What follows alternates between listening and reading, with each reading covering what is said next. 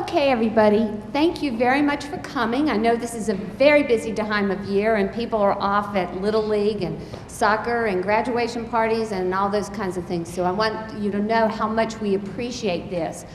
I also want to thank Neil and the folks with PACE for helping us put this together, and to thank all the folks at Nashua School District Central Office who did things that people don't usually do during their special education day, like order pizza. Or maybe Neil ordered pizza. But anyway, I had the easy part. I just had to think about what to say. So I'm going to talk for a little bit, and then Dr. Schrader, who's the Director of Special Services here in Nashua, is going to give you all the nitty-gritty details. My job is to set the mood. One of the things that happens in the United States is that our medical and special education services are on a deficit model. In other words, you get services if you prove that you or your child has something wrong. And the special education system requires that a child have an educational handicap. We work really hard sometimes to identify those handicaps, but we forget the strengths. So as you think about your child's special needs, or whether your child has special needs, remember first and foremost that your child is still your child. He's no different than he was the day before you got the evaluation that said he had challenges. He's still your child, or she is still your child. And as I tell my older patients in my office, a parent's child is a child until the parent dies. So even if your child is now 25, we know that that's still your child, and someone who has strengths and challenges. Also remember that your family is still your family. They're able to appreciate, they're able to nurture, and sometimes they are there to frustrate. I certainly remember when my child was in that terrible twos phase that we all like to forget about, and my father gave the helpful advice that there was nothing wrong with that boy that a good spanking wouldn't fix. And I said, "Thank you, Dad," and walked away. This grandfather, by the way, now tells me that I'm being too strict on my 21-year-old. So anyway, please remember that your family is still your family. I say this because so often, as we discover that our child has challenges, we isolate ourselves from our families, from the people who may be the most helpful. Remember that my community is still my community, that community is full of lots of resources, but that community is also filled with challenges of its own. And it is no more true than today, when we have all of the financial and economic problems that all the governments are facing. So you've remembered those three things. My child is my child, my family is my family, my community is my community. Now what? These are your next steps. Oh, and by the way, I just remembered, this PowerPoint will be posted on the Not Just One Disabilities website, either tonight or tomorrow, so you can get all the slides from that, okay? So don't feel like you have to take notes. There's a bunch of steps. We're not going to go through them on this slide because we're going to go through them one by one. The first thing you want to do is establish your team. This is the surfing team. It looks like they're having a lot of fun. You may not have that much fun with your special ed team, but maybe you can. Wouldn't you like to be like that right there? There are some people of the team that have to be on the team, obviously the parents. What some people forget, though, is that the other person, next most important person on the team, is the child or adolescent, if it is an adolescent. Some people say, how can my 3-year-old be on the team? Well, your 3-year-old can make choices, and certainly your 12-year-old can tell you what works and what doesn't work in his school day. And then by the time they're in their mid-adolescence, they're going to be active members of their educational team. So don't forget the child.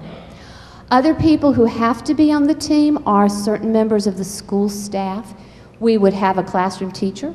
We would have a special educator. We may have related service providers like speech pathologists, OTs. Somebody from the administration, it may be the principal or assistant principal, it may be the special ed coordinator for the building. It's going to depend on the building. But all of these people are required members of the team. Notice who is listed first. You.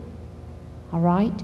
So I always worry when I hear parents talk about the team and they're not including themselves. You and your child are important, the essential members of the team. There are other people on the team who are going to depend on what you need. So for example, other adults. Some parents feel much better if they take their sister or their mom, or maybe they take a good friend. Just somebody to listen at those meetings. Those meetings are filled with lots of information, and it's hard to remember it if you're not the child's parents. It's even harder to remember if you are the parent. So you may want to take somebody with you. There may be other school staff there besides the ones we already listed.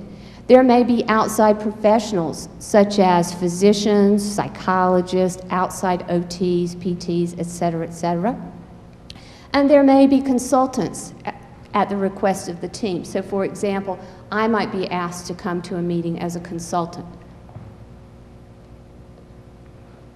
So that was step one, start your team. Step two, learn IEPs. Now you didn't know that this is a language, but it is. What does IEP stand for? Yeah, that's right, Individualized Education Plan. That is like the first of a gazillion acronyms in all of this. Make sure you know what the acronyms mean. Ask if you don't. I forget all the time.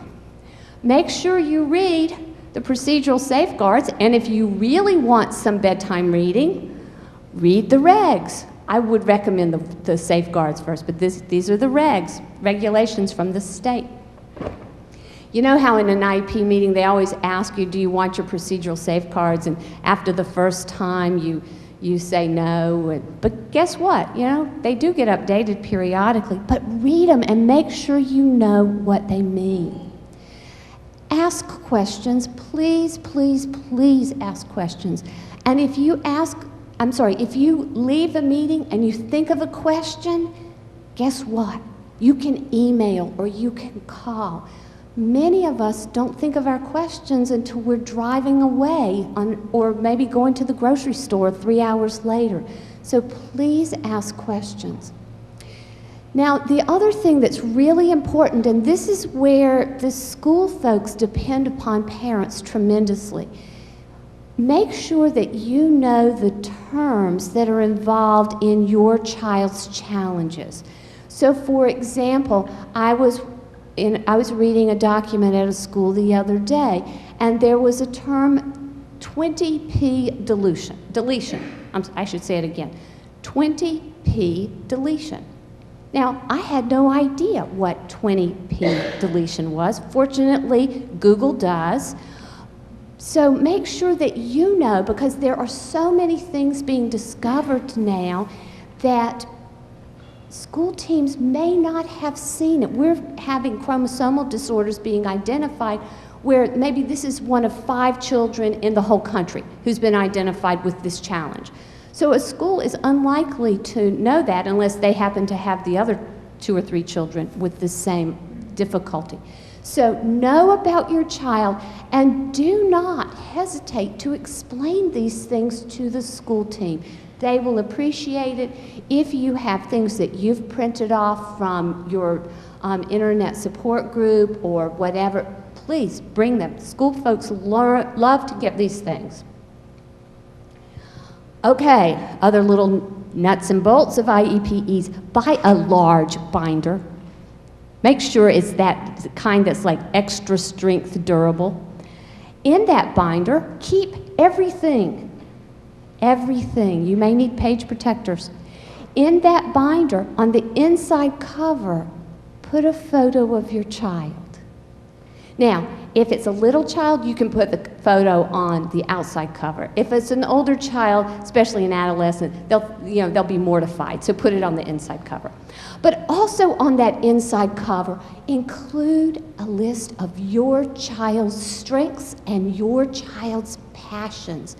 Because when we're going over the IEPs and we're hearing he's not yet able to do this or she's not yet able to do that, it is so overwhelming. We want you to be able to flip to that inside cover and say, you know, she can't read very well, but my gosh, you should hear her sing in the church choir. Okay? So make sure it's there to remind you and so that you can remind everybody.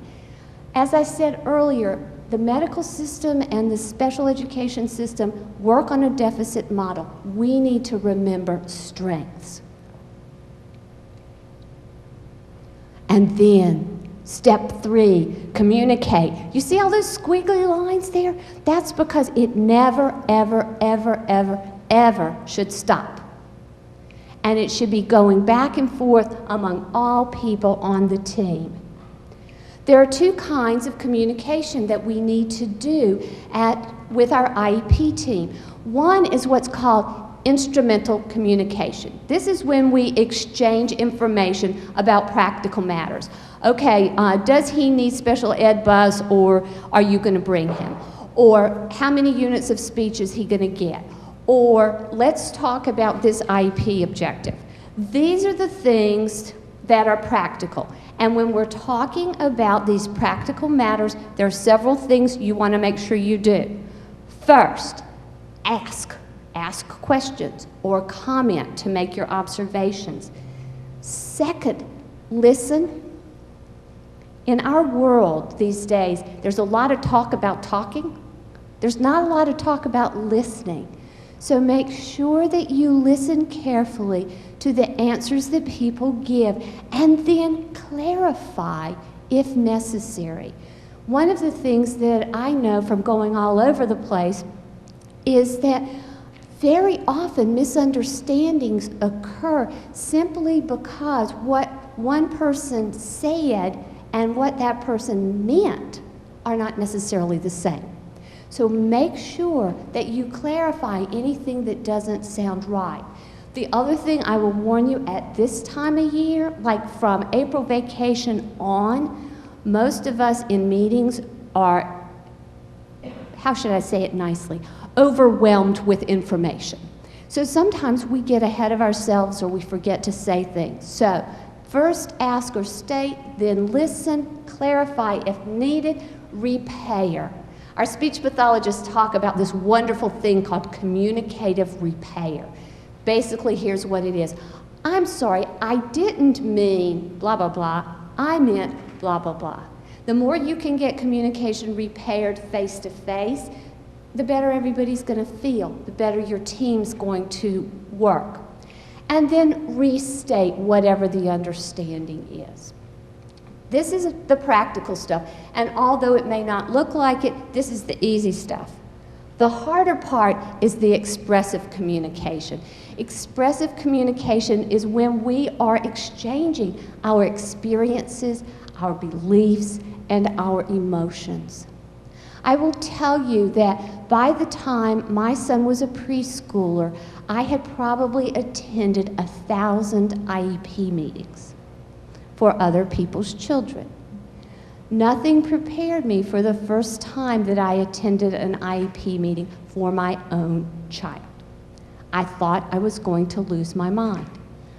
Fortunately, what had happened was one of my colleagues said, "Do not go alone under any circumstances." And she went with me. Okay.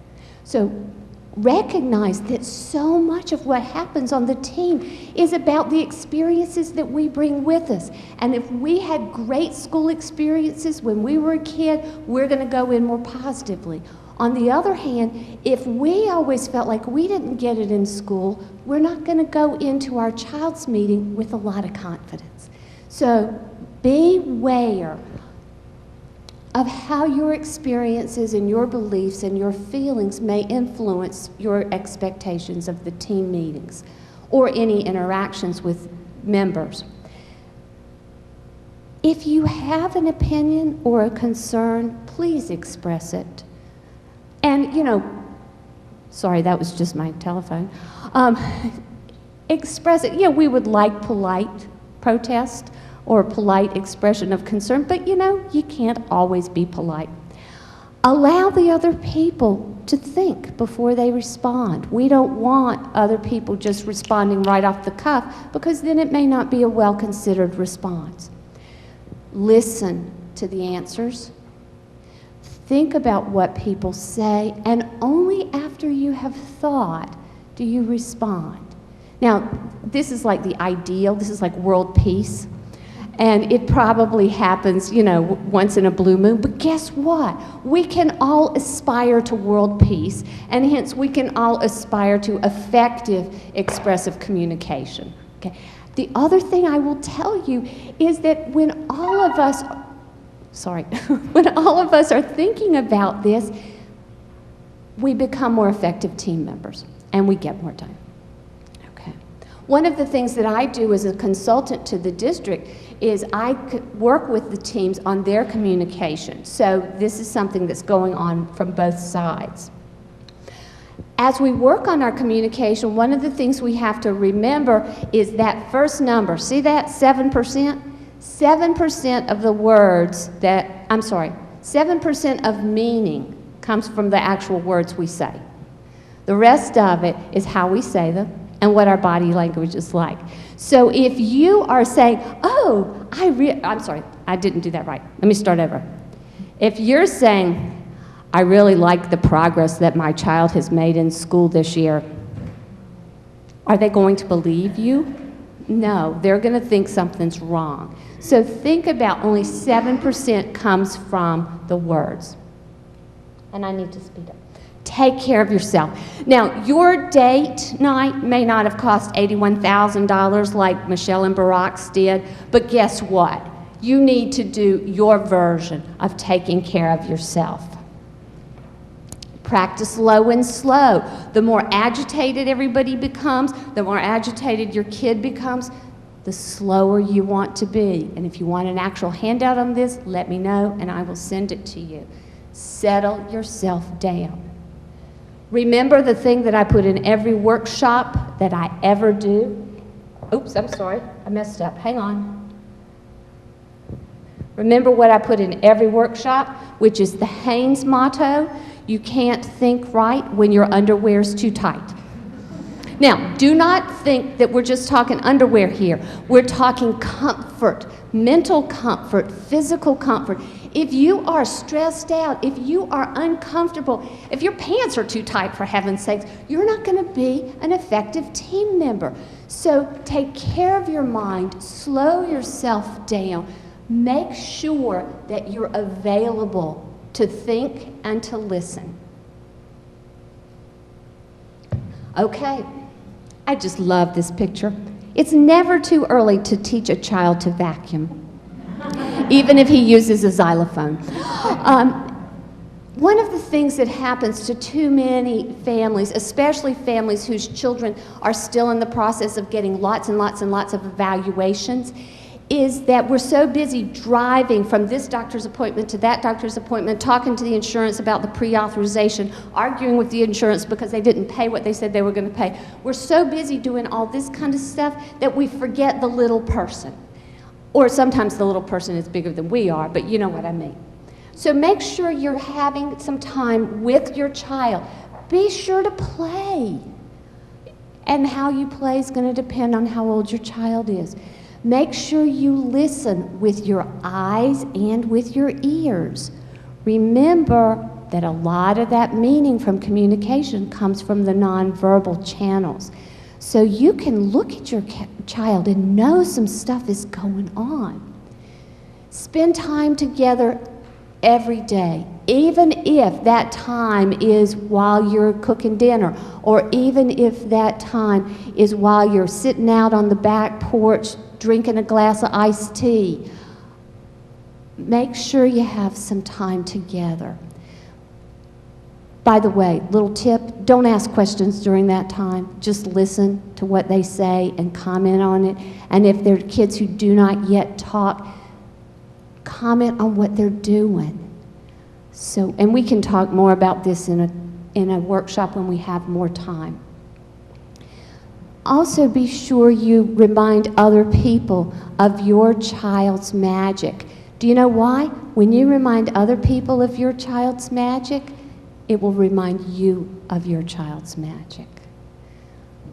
Over and over and over again, parents tell me about things and they'll say, it's no big deal. But it is a big deal. One of our teachers was so excited several weeks ago because an older child had used the toilet independently for the first time. You should have seen the emails flying around among all of the school team members. It was like Christmas in June. It was better than Christmas in June because we didn't have to decorate. So always, always find that magic in your child and remind others. At the same time, you gotta be a parent, and unfortunately, parents have to do a little bit of constructive criticism or feedback, negative feedback every once in a while. The most important thing, though, the top two bullets, catch them being good, and be sure that they get at least 5 times as much positive feedback as negative feedback. Now, if you have a child who has an attention deficit, you may find yourself saying no 47,000 times a day. So whatever 5 times 47,000 is how many times you have to say yes. All right? So do the math. Keep it positive. Stay involved with the family. Stay involved with community supports. Now, this is sometimes difficult because depending on your culture and depending on the age of your parents or uncles and aunts and extended family, in some cultures it's not okay to have a child who has challenges. But you know what? Your parents still know that you are their babies. When in doubt, appeal to your parent as mom or dad and ask for their help for you, their baby. It's amazing what happens when you appeal to them for help with you, and they don't have to be in the position of passing judgment on what their grandchild is or is not doing. Make sure you're not isolated. If you don't have family around, make sure you find some kind of community group to be involved with. Speak up, volunteer. You may not have time to go volunteer at the soup kitchen all morning next Wednesday, but guess what you can do? You can do something for somebody. You can tell the volunteer coordinator at your child's school that you have half an hour a week that you would love to do something for if they give you something to do at home. Ask for help, ask to help, and find resources in the community. We have Noel Marcoux and Michael Umali here who work with Gateway Services. They are wonderful resources. And Joe Hatch is here somewhere. There he is, Joe Hatch from New Hampshire Connections. There are tons of people who are dying to help. And then most importantly, remember your team.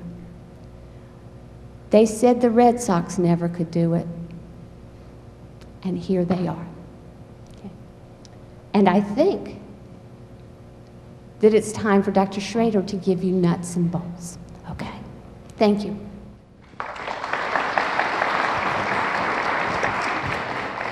Thank you, Teresa. This is my disability. I can't see the screen without the glasses. Where's the button? What I want to do is I want to talk about what special education looks like in the city of Nashua, because I don't think people have a real clear understanding of just how big, how diverse, how complicated it really is here. So we start off with all students in the district, and there are 12,500 kids in the district. Some of those kids have disabilities but don't receive special education services. They may be on 504 plans. Some students have disabilities and receive special education services. They are special education eligible. So it's a subset of a subset. In order to become special education eligible, you have to meet two criteria. One, you have to have a disability. Two, it has to have an educational impact. You can have a disability. You could be in a wheelchair, but you can still participate in every class on a regular basis and not need anything additional. You don't qualify for special education. There are just bunches of things that we need to be taking care of every day and looking at whether or not we're meeting the compliance issues. There's all kinds of laws which apply here. Section 504 is one of them, the Disabilities Act of 1973. And one of the things you can think about there is you see all the curb cuts. You see the push buttons at the doors that open the doors automatically. You see elevators in buildings. You see ramps. You see lighting. You see braille. You see lots of things. That's all the Americans with Disabilities Act. Then you go back to 1975 with the Education of All Handicapped Act, which became IDEA, which became IDEIA, the new and improved IDEA.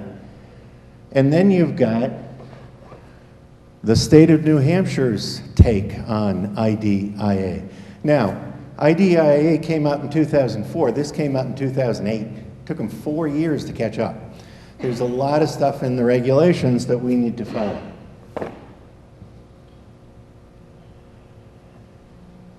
So, Section 504 provides equal access to education and accommodations. It's not special education. Special education provides a free, appropriate public education. There's one of Teresa's acronyms, FAPE, F-A-P-E. A free, appropriate public education means we provide whatever is necessary for the child to be educated in the public setting. So the bottom line, is that you had 94, 142, and 75. You had IDEA, which provided access to the general curriculum in 1997, and now you have IDEIA in 2004 that provides least restricted environment and the active participation of parents and general educators in the process. That's one of the big changes. Special education no longer independently goes ahead and decides what it's going to do without general education. There is now a link between the two. The bottom line, outcomes. If you look at what is in Arnie Duncan's plans, it's accountability, it's outcomes, it's what students are doing. Here are approximately the 2,000 special education students in the district by which disability category they fall into. You notice that the largest disability group is specific learning disabilities. And the smallest is the one deaf-blind child that we have, and everything in between. Again, the disabilities also range across the spectrum from mild to moderate, with something like deaf-blindness being more severe than someone who is not visually impaired or not deaf. These numbers, by the way, are pretty consistent with what you would see across the country. We run around 15 to 16% special education in the district. The nation is roughly 15 to 16% special ed. What we do in terms of providing programs is we have a general curriculum that is established by the state called GLEs, grade level expectations, or GSEs, grade span expectations, which is the general curriculum for everybody. Then there is an adapted curriculum, and depending on the student's disability and the severity of their needs, they may receive less of the general curriculum and more of an adapted curriculum, or vice versa. So what we're trying to do is find out where the child is and the amount of differentiation that there is in the instruction for those students. So there's 4 different models that we use. One is you have a student in a general education classroom and somebody comes in and consults with them on how to adapt instruction. The second is the special educator and the general educator work together. The third is the student goes out for resource support at some time during their day. And the fourth is they're in a special classroom and they don't go into a general education classroom on any part of the day. One of the things that we're doing, and this is a test before you can get your pizzas, you're going to want to memorize this, is we are doing response to intervention. The district has started talking about response to instruction and intervention. The most important piece being that upper left-hand block called universal instruction. That's general education. The expectation is that general educators will become able to differentiate their instruction across a variety of students within that setting and meet those kids' needs. This is not tradition. Tradition is you have classes that are homogeneous, that if you don't fit in my class, then you need to go somewhere else for your instruction. That's changing. The district is working on this model right now. There are several committees that are working on it. This is also part of the district in need of improvement plan. We are now changing how we do business, that we're looking at kids in the general setting, general education setting, evaluating how well they're doing and providing additional instruction if they need it to meet those specific needs. The first two chunks down to strategic instruction are not special ed. Only when you get way over to intensive is it special ed. But it's trying to blend special and general education together to provide the highest quality instruction we can. In addition to instruction, there are all these other services that are available. Audiology, occupational therapy, physical therapy, recreation therapy, transportation, on and on and on. They're all in there. They are all provided on the basis of whether or not your child needs them.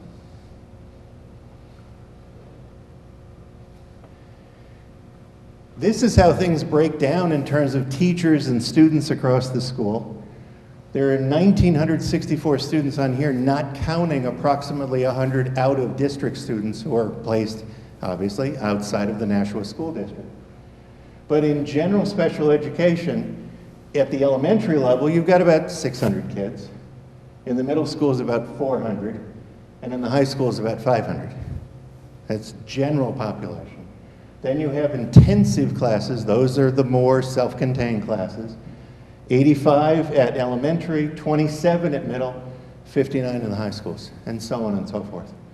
They are supported by 189 teaching staff and almost 350 paraprofessionals. So special education is responsible for just over 500 staff out of the entire district. Obviously, this costs a lot of money. The budget of the district is around $86 million. We account for about 16.3 from the city of Nashua. We also get $2.6 million from the state of New Hampshire for the IDEA grant, plus we get the IDEA preschool grant of around $89,000. Some of this money comes back from the state of New Hampshire. Catastrophic aid is for students who exceed the cost of general education. We got about $1.6 million back from that. We also got about $1 million back from Medicaid last year. So your child has a disability, you're just getting started, what do you do? Or you suspect your child has a disability, you think something's wrong, what do you do? First stop, your classroom teacher. Second stop, the building principal. And then that may very well lead into the educational process for special ed, which is a referral is made. And a referral can come from many places. A teacher can make a referral, a principal can, a doctor can, a parent can, some interested party can. You have a pre-evaluation meeting. What do we need to look at? How do we determine whether or not this child has a disability? Then you go through an evaluation. You meet and talk about the results of that, and you determine, is this child disabled, yes or no? And you answer the question, do they require specialized instruction, yes or no? And if so, you write an IEP, and you get started from there. So who do I call? You've got a student with a disability, your child's struggling, there's something going on. Who do you call? The case manager of your child, first and foremost. That person who's responsible for your child's IEP. Second, the building special education team leader. Every one of the 17 buildings in the district has a team leader special educator who's responsible for that building, or they're a head teacher if they're at the high school. Then the building principal, and then one of us, and we're all down there, and our phone numbers are there. If you need to talk to us, please do so, but we would ask that you start back there with the case manager and try to work it out at the lowest level before you get to us. Because what we end up doing is going back to the case manager and saying what's going on and trying to find out. So don't waste all the time, go directly back to the case manager and say, I'm concerned, something's going on. And we thank you. This is the website for Not Just One Disability, where all of these preceding slides are there. And we thank you very much.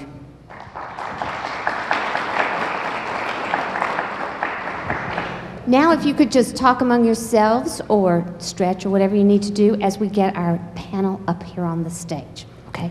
And pass in your cards if you sent any, if you made any. Okay, now I will just let you know who folks are so you can put a face with the names that you saw on the screen. You know Dr. Schrader already. To his right is Catherine Ransom. Catherine is a teacher at Elm Street Middle School in the Building Bridges program, which is a program for students with a variety of neurodevelopmental challenges. Then we have Marcia Bagley. Marcia is our preschool coordinator and is in charge of how many preschoolers? 200? Approximately 250. Yeah. 250 identified preschoolers in the city of Nashua. Then we have Jan Martin in the Springtime Yellow. She is our chief school psychologist and also works extensively with Project Achievement, which is the program for students with emotional challenges. Janice Arcaro, assistant special education director. Cindy Clark, special services coordinator and formerly a teacher in one of the intensive needs programs at Nashua North. And then Mark Tenney, who is a teacher here at South in the intensive needs program, and he brings with him all of his expertise from Crotchet Mountain, where he was before he's here. Okay. All right, and I'm gonna give you a first one, and then I will try to organize them a little bit after that. Okay. Oh my goodness. Lots of questions, folks. I hope you're ready. Oops. Okay. All right. I'm going to start with just random here, and whoever wants to answer can answer. The first question, I was told that at age 8 they are no longer able to accept the diagnosis of developmentally delayed. Why is this, and what can I expect? It's actually age 9. It's age 9. Pick up your hand. It's, I believe it's age 9, and because at the age of 9, we would expect that we would have figured out if there's a, right, go ahead. By age 9, the diagnosis should be refined to be a bit more specific, because having the diagnosis of global developmental delay doesn't really lend itself to a lot of information. We would hope to have a more refined diagnosis of autism spectrum disorder or some kind of brain injury, because that would help inform, as an educator, what teaching tools and methodologies should be applied to ensure that child progresses.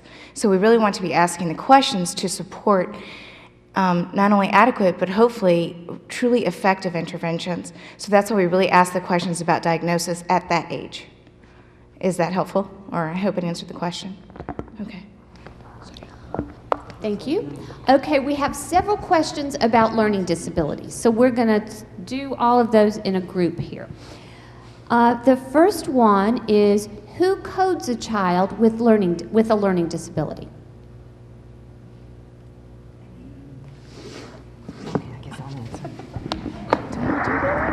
Okay. A learning disability is diagnosed by means of a cognitive test, academic testing, which is required for any disability, and an observation. We also have to rule out various factors such as vision or hearing impairments or lack of instruction, or lack of English proficiency. Those are all conditions that may impact whether a child is learning but not be connected to a disability. It is the team that both Teresa and Eric talked about that makes the decision.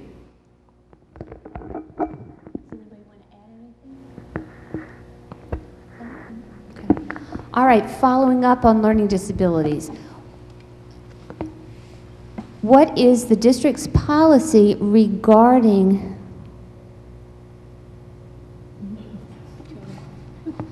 who can read smaller print? District policy on teaching Kids with learning disabilities. Okay, what is the district's policy regarding, i.e. specific testing to determine best approach? And is there someone in the district certified in teaching learning disabilities? Well, there are different kinds of certification that different teachers receive, and different teachers choose specific things that they will focus on. I chose to focus on neurodevelopmental disabilities. There are lots of general special educators whose focus is specific learning disability. What happens is, at the evaluation or at the pre-evaluation meeting, ideally, the team as a whole, including parents, will generate questions about what problems they see, what concerns they have, and then the testing should answer those questions. And if the questions aren't answered by the first round of testing, then you do further testing. What you're really trying to do is figure out what the problem is, because until we know what the problem is, we can run around like chickens with our heads cut off and not make change. So we have to first get those questions answered about, why is a child having a tough time reading? Is it that they have dyslexia, or is it that they don't know sound letter association or some of those other specific things, because each of those issues requires a different intervention. So the district policy is to ask the questions and get them answered, and then respond to them as an educator to ensure every child progresses, because that's our job. Is that okay? There is also a very specific certification in learning disability. So you have general special educators, and then you have other special educators who have very specific training in learning disabilities. Okay, this is a great question. To facilitate greater understanding, do you recommend taping the meeting for later review when you're not as pressured or when you are feeling less stressed? Then, part 2, will this immediately move the educational team into oppositional positions?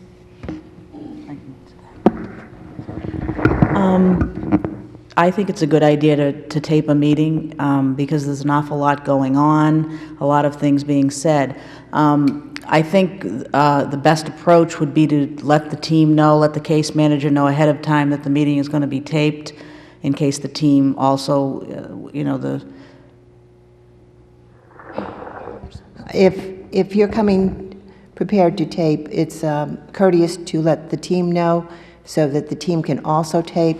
That way, if there's any controversy later over what was said at a meeting, there's another avenue to look at that possible controversy. I think it's really an individual decision whether you want to tape a meeting. For me, it would be useless because I'm not a good auditory learner, and because the quality of tape is not always very good. So sometimes I think that we tape with good intentions, but the end result is not always as useful as we think it might be. But I think it's an individual decision. Can I say something? I would say that if you're most comfortable with taping, that would be okay. It is common courtesy that you share that before you come in for the team, the rest of the team. But also, I would hope that if you're concerned and there's so much information going on at that meeting, that you feel free to call or come in or ask the team, anyone you feel most comfortable with, to please explain what happened and what something means. So whichever way you prefer, but I think a lot of things can be clarified more easily by that contact. But as Janice said, I'm more comfortable with the one-on-one contact or the phone contact. But if taping is most comfortable for you, it's certainly okay as long as the team knows ahead of time. Just beyond the taping, the other thing you might think about is if you are having evaluations done, you do have the right to see those evaluations in advance of the meeting. You can ask for copies of those and go through the copies of those with a fine-tooth comb so that you're clear that you understand what they are. Frequently, what I've found is people will sit at meetings and educators will speak in educationalese or IEPs, and they'll throw in a lot of jargon, and it just gets passed through without a lot of understanding. You've got to be able to be willing to stick your hand up and say, I'm not clear on what you mean there, please explain that. The other part is after the meeting, when you get the written prior notice and when you get the minutes of the meeting, to read through them. Don't just accept a copy from the district as, okay, this is the copy, this is what was said, without reading what they are, to make sure you understand what was said at the meeting and all the elements that you talked about at the meeting that you wanted to be there are actually in there. So you have a responsibility to make sure that the recommendations you thought were happening are also happening. And if they're not in the minutes, you can ask for the minutes to be revised and amended.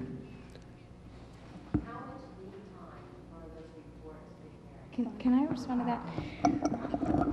Leave time is helpful. As an educator who is right now going through evaluation, oh gosh, got to get them all done.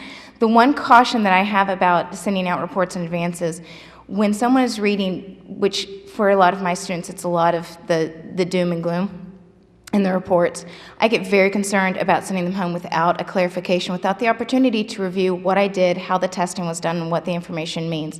So I do kind of ask parents when they're reading the evaluations in advance, I believe it's within 2 days, but prior to the meeting, 5 days.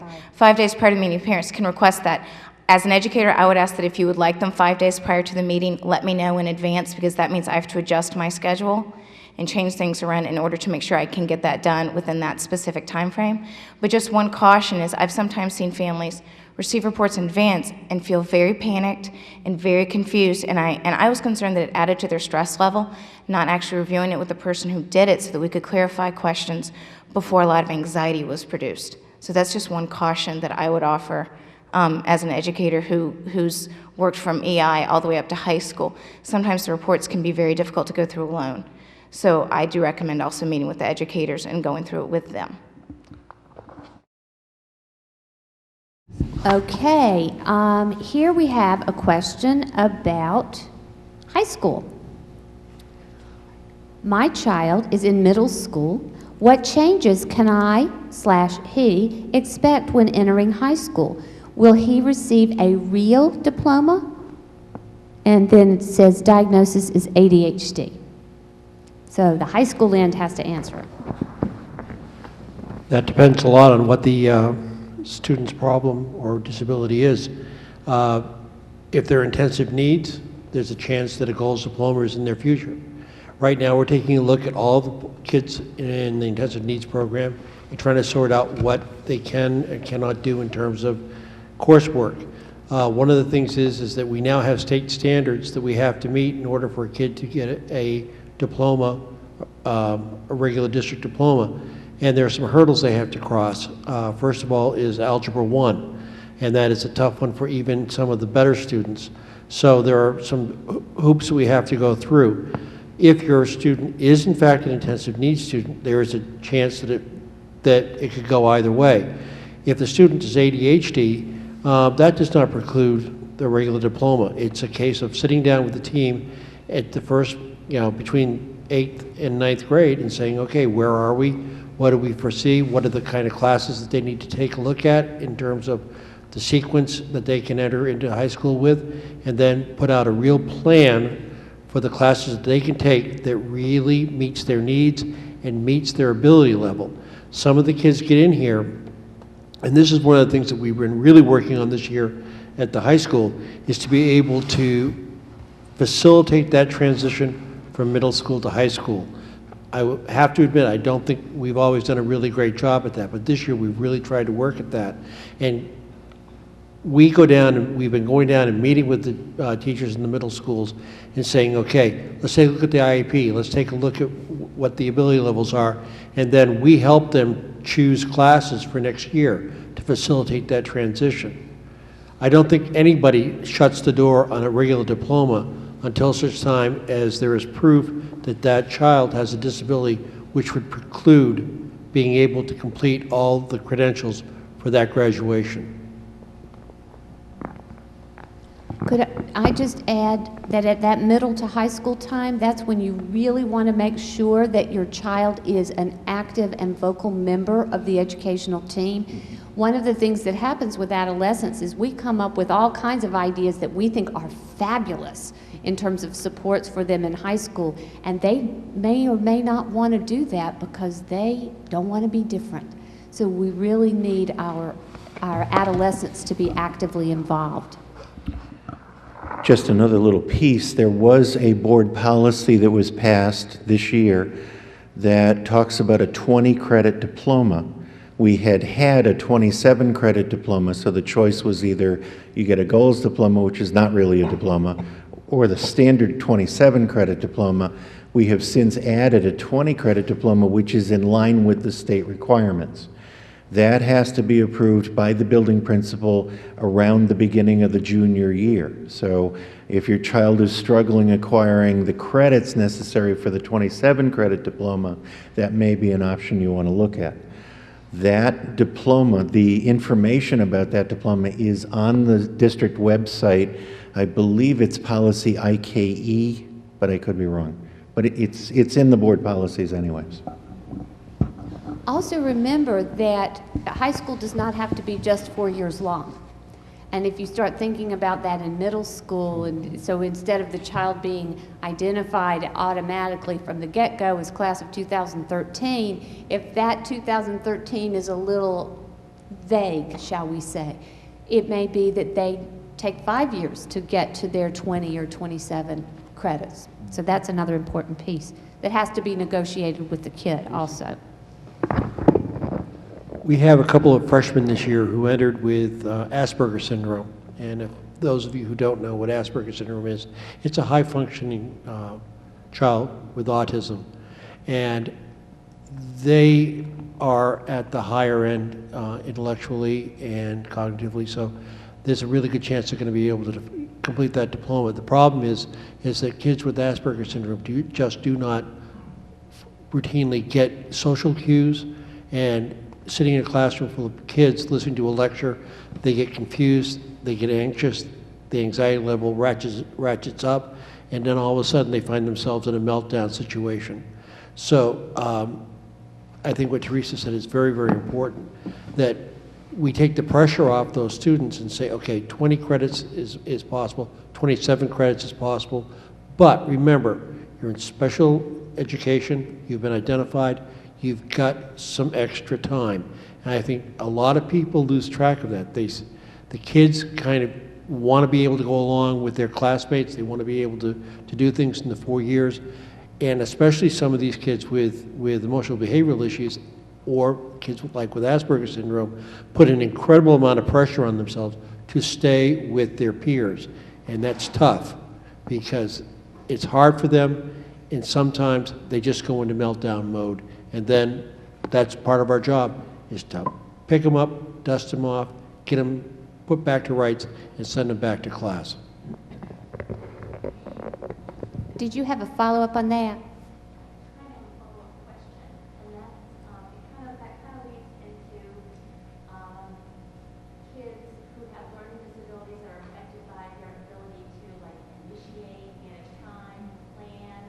Executive function. follow through the first year and complete tasks. You know, that subset of skills that everyone calls executive dysfunction. Does the district have a policy or plan or any way do they address those issues with kids that can make them like whether or not they want them? Repeat the question. I will repeat the question. The question is, succinctly, does the district have a policy to support students who have difficulty with the so-called executive functions, planning, initiating their plan of action, keeping everything organized, turning in their work, keeping on track, shifting gears when the first plan doesn't work? So that's the question, right? Okay. I know in South this coming fall, we have a small group of students who are taking a course in metacognition and being able to do just that, the executive functions it takes in order to be able to survive in a classroom, the organization, getting themselves structured, scheduled, and able to go into a classroom and be able to work. In middle school in our program, we consistently set goals for our students to be responsible for their agenda books, setting up their calendar to complete their work, being able to recognize when they need help and asking for it appropriately. That is probably one of the most difficult things to do because it's one of those very abstract skill sets that, you know, it's not obvious when they misunderstand a short answer essay question, but it's really obvious when math fluency is poor, for example. So one of the things is, especially with the new IEP program, there actually is a section under the IEP goals and objectives for organization, and we can load it up with what we want to be doing. So I know that from my middle schoolers, as of 6th grade, we start working on that. In addition, the district has an occupational therapist who is calibrated on a test called the Assessment of Motor and Processing Skills, the AMPS. Tracy Gilman is calibrated on it. And what we found is, with this test, she's able to analyze whether students can shift their attention, maintain their attention, terminate, initiate tasks, all kinds of really finite tasks and work production skills. She's able to analyze in an observation, so then we can take that information and amend the IEP, which is what we've been doing since she got calibrated on it, to set new goals and really look at how we can help our students become more independent learners, because ultimately that's our goal before they come up to mark, is to get them to be as independent as students so that they don't have to have someone organizing them, and they can take care of that and figure out when they need help and how to break down a study guide for Tom Sawyer, for example. So it is something that, as an educator, that is part of the skill set that we're trying to make sure our students achieve and maintain and truly own as they progress through their education. In terms of answering your question about do we have a policy, the district doesn't have a policy. Special ed has, over the years, become increasingly aware of executive function issues, and we're working on making sure that kids have individualized plans that address those issues. Varying kids have varying issues. We're also working on the metacognitive class at the high school and really being much more in tune with those. And we're planning on doing some more training for regular educators, general educators, because our Asperger kids, our kids with executive function issues are in many regular education classrooms. So that's what we're looking toward. Okay. Do any of your kids with IEPs receive recreation therapy as a related service? And if so, what are some examples and who provides it?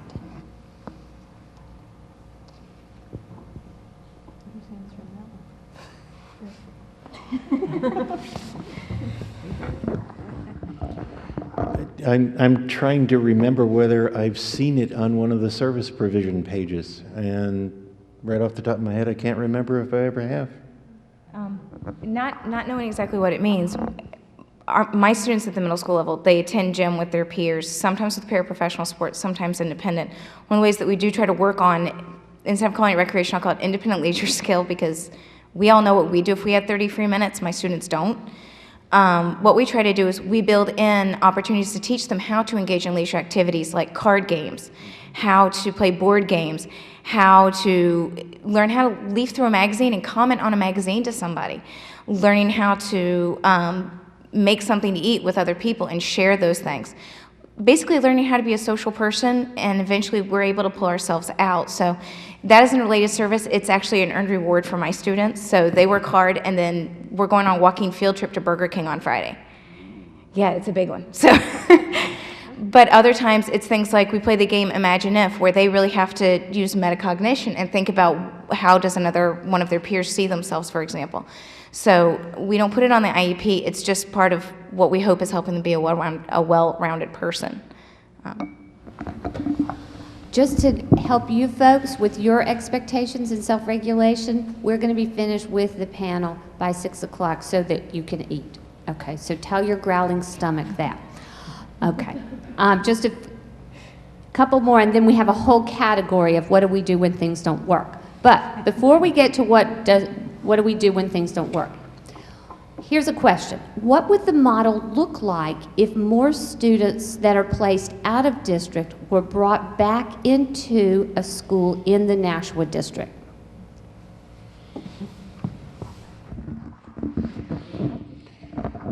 That is a question that came up today at the strategic planning meeting that we had, and there was no answer to it.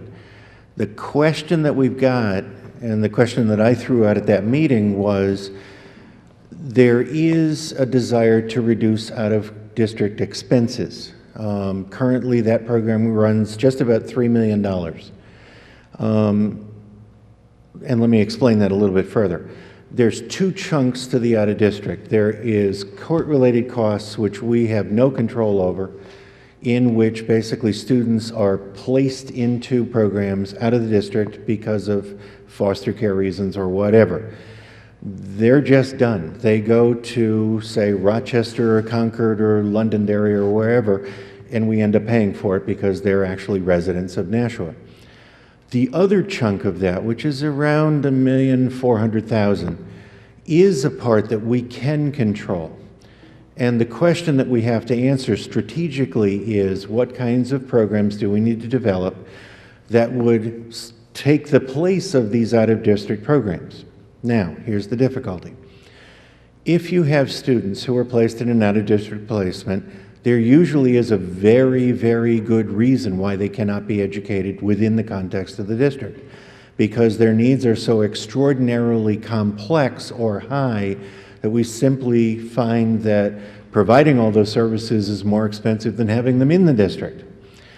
Or they are perhaps so disordered and so disruptive that to place them back into a high school would not make a lot of sense. They need a smaller environment, a more quieter environment, a more supportive environment, whatever.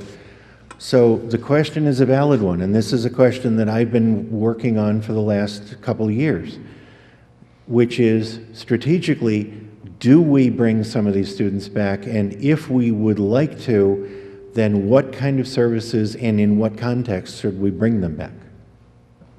Do you want to add anything to that? Very nice, Eric. Okay. Okay. Does the district have any specific programs to help the young children carry over and practice the skills in the community that were learned within the school? Three. Currently, for preschool students, there's not a lot of opportunities for community practice. We did partner with, Michael Umali sent out to all of our preschool parents the information about our Special Olympics for the young athletes, and from my understanding, there was a really good turnout. We'd like to look at doing more of that with the community. It's a matter of having parent interest and participation. We did this year offer parent information sessions once a month for our preschool programs, and we had one parent show up. So we're looking at involving the community a lot more, but we do need the parent support and participation. Jane, do you want to describe way of helping with generalization. The question is not involving the community, involving them in the community, like, take them out, Oh, getting them out. kind of thing. Well, most of our preschool programs for most of our preschool students, they only attend 2.5 hours a day. So once you factor in diaper changing, snack time, circle time, you're not left with a whole lot of time to go out in the community. Some of our other students may benefit from it. We have not done it yet, but that is something that we would like to explore.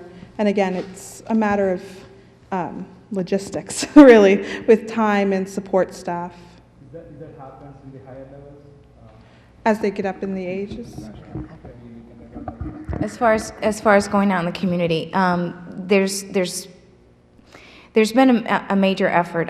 There's a program now for a certain number of students with autism and Asperger's and other neurodevelopmental disorders called Strive that happens over the course of the summer. And what Alice Whalen helped, she was mainly the person who I think has been behind it. And what she's really tried to do is create an opportunity for our students to get an opportunity to practice the social problem solving and real life skills. And okay, you go to the grocery store with this list, you have a candy bar at the end, yet you've got to get all this other stuff, you're out of money. What choice do you make when you're supposed to make lunch for 12 other people? Examples like that, taking them to Hampton Beach, for example, having them practice all these things and leisure skills out in the community.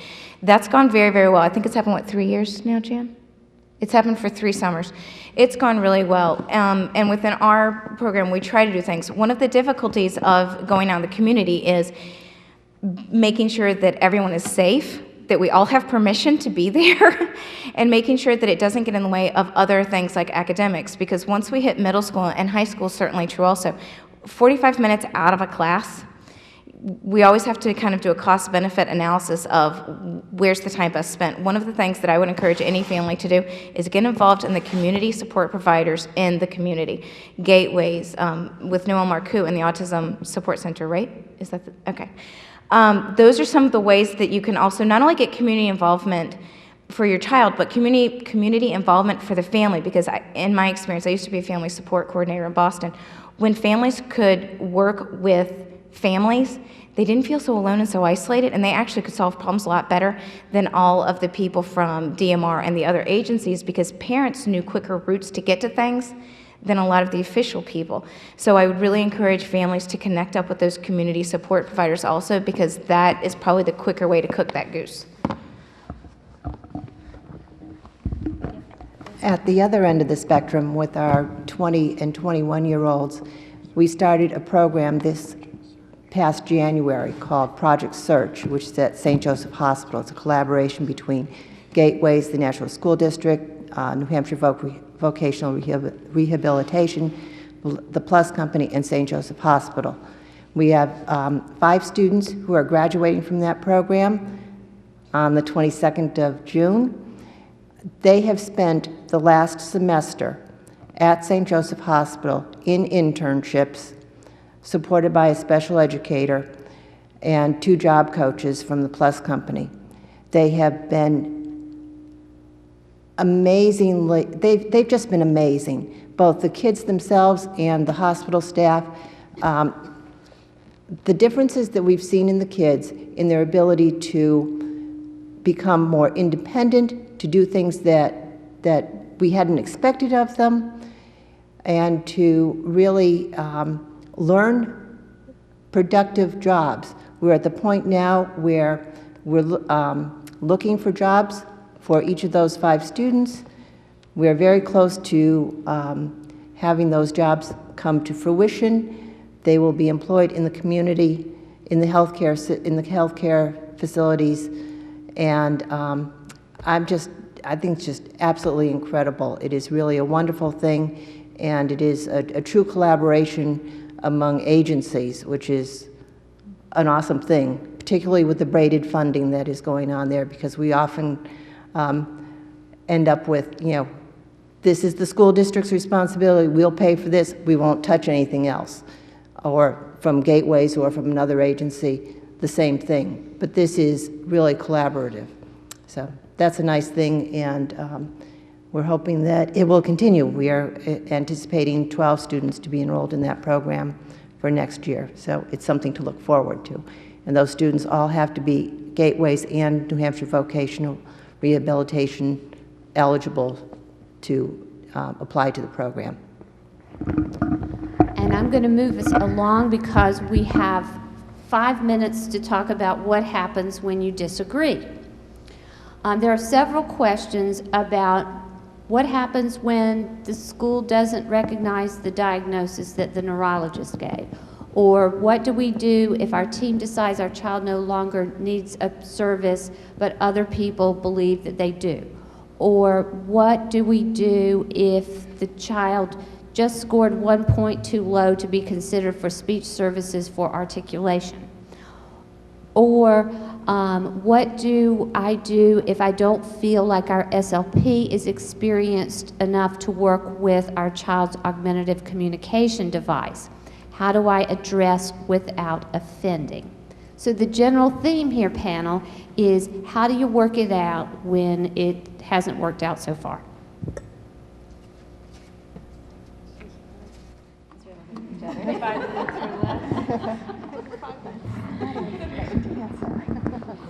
I'll start and I'll let them finish. I think you go back to what Teresa had on her slide up here, which is you keep those lines of communication open, that you don't walk out of a meeting having signed a piece of paper that you don't agree with, that if you really don't agree with what's going on, you just say, okay, I think we need to stop the meeting right here, we need to think about things for a while, and we need to get back together again. And you keep that dialogue going. You keep the conversation going. In my experience here, I think I find that most places will discuss this issue back and forth repeatedly to try to reach a resolution. That people don't want to leave things in conflict, but they want to work it through. Okay. It's a relationship. As a teacher, I feel that I have a relationship with not only your child, but with your family. And my role is to act as an advocate for your child and to work for your child. You may not always agree. I may not always agree with you, and that's okay. But the key is for us to talk and come to sometimes a compromise, sometimes I need to give, sometimes we're just going to have to say, well, how can we make this work? And that's okay also. The main thing is that we continue to talk and problem solve together. I think that one of the most important things is if we disagree, it's important to say, I disagree and this is why, or this is what I don't understand, and how can we find a way to ensure this? And this is my ultimate concern. Because the more that I know where you're coming from, what your concern is, and what you're looking for, the more able I am to understand things rather than you're just not doing things right. That's difficult for me to know where to go if all I hear is what we're doing wrong. If I know what the concern is and what the frustration is, I think I can speak for just about every person I work with in this district. We'll do whatever we can because we want your child to succeed. So please keep the dialogue going. And I think the most important thing is when a meeting gets heated, as Eric said, not only shut it down, but agree to kind of take a week and then come back and keep the meetings to no more than an hour so that everyone stays focused and you have an agenda so that you can ultimately come to resolution over time. Like I said, it's a relationship. We don't give up on our spouse when we get frustrated with them. We come back and we keep working at it. It's going to be a similar relationship. You have to keep trying and keep working to keep that line of communication and that trust there. Because one of the most important things is that we both work together to have trust that we're working for your child. So. I just want to make one comment. I'm not quite sure of the question, Teresa, but the one about the neurologist, about an outside provider saying there's a diagnosis and us you feeling like we haven't listened or haven't heard or don't believe it or minimize it. I think the one thing that's very confusing to parents but also teachers is that we have different institutions or groups and the way they look at things, and we often get medical diagnoses in. I work a lot with the mental health. We get mental health diagnoses in, we get ADHD, all kinds of diagnoses, and oftentimes parents feel that if a doctor said so, then it's a disability. And what's very, very confusing is that some things are a disability in the medical field, some things are a disability in the mental health field. We have to look at in special ed, is it also an educational disability? And this is very confusing because ADHD kids, very often it impacts their learning, very often it may impact their functioning at school, other times it doesn't. So they still have that diagnosis, but it impacts school in different areas. Yeah, the question? Well, that was my question. Uh-huh.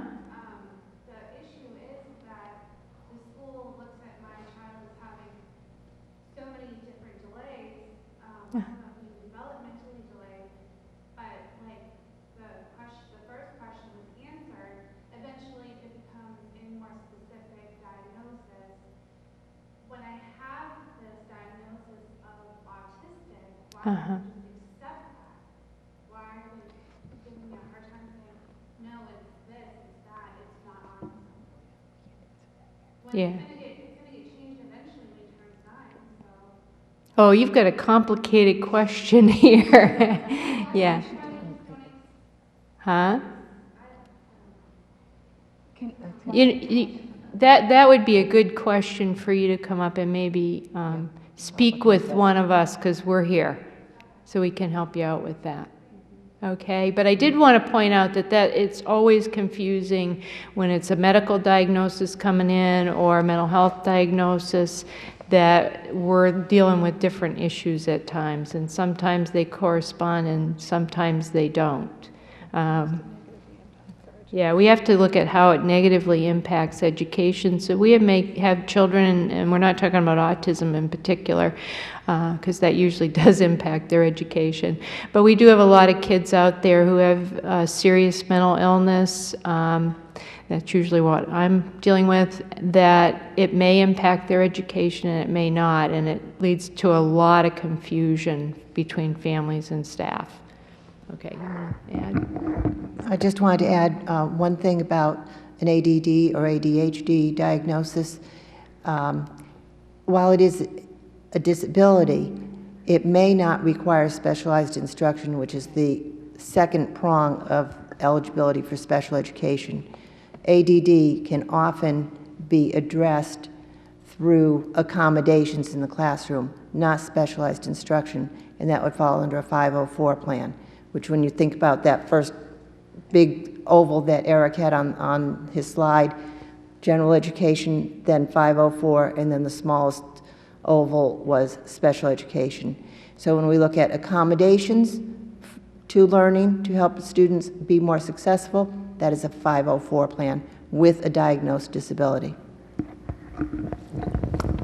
If I could just add one more thing from someone who sort of straddles both sides of the fence as both an outside consultant and someone who works in school districts. If you have an outside professional who has evaluated your child or who has given your child a diagnosis, please, please, please, please, please ask that person to talk to the child's in-school team and ask the in-school team to talk to that outside person. One of the things that's really frustrating is when we have a child evaluated by an outside professional and that outside professional has not touched base with the child's teachers. You will get a much, much better outcome if everybody is talking to everybody. And that's tricky because nobody has time to talk, but that's why we have email. So. And what do you do when that is not followed up on by the in-school therapist? You talk to them. What do you do? No, you literally. No, seriously, you talk to these people. A therapist who either deems your child no longer needing services, they have already been discharged, or the goals don't line up with what an outside therapist is providing, and there's still a gray area of need that these school therapists are not recognizing. What's the process there? Whenever you come in with an outside evaluation, it's required that the team review that evaluation. It's not required that the team go through every single recommendation and do them because an outside person said that's what they need. Again, you have to go back to, and I think the confusion is that in school, these are considered related services. So if it's speech, I'm not sure which area you're talking about, speech, OT, PT, we have to look at how does it relate to learning. And schools are required to do the treatment that's related to learning. Of course, there's times when parents and school are not on the same page of the degree of services that are needed. And as we said before, that's a time you really need to hash it out with your team. So whenever you get a report from an outside vendor or who your child goes to, the team, you need to come in and the team needs to review the report and have a meeting about it. And I think most teams welcome that.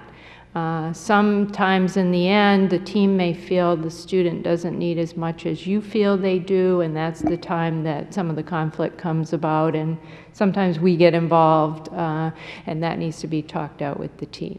So, okay. I see Mr. Rogers here giving us a nonverbal cue with his body language that says we need to stop because the pizza's getting cold. Teresa, would you make sure the lady that has the question about autism come find? Yes, yes, whoever had the question, any specific questions, these folks are going to be eating pizza too. But we Chewing can with their talk, mouths too. closed. We can talk at the same time. Yes, they can talk and eat at the same time. So thank you again, everyone, for coming, and we'll see you in the cafeteria. Did you mention